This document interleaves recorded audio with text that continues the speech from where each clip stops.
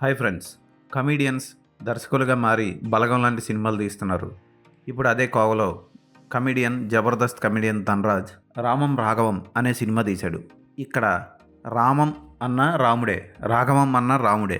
పైగా సినిమాలో ఈ రెండు పాత్రలు తండ్రి కొడుకులు.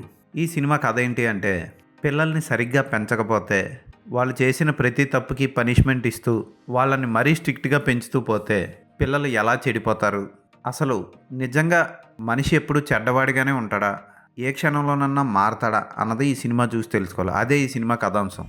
రిజిస్టర్ ఆఫీసులో పనిచేసే నిజాయితీపరుడైన రామంకి రాఘవ లాంటి కొడుకు పుడతాడు. అయితే జులాయిగా తిరిగే రాఘవ తండ్రినే చంపాలనుకుంటాడు.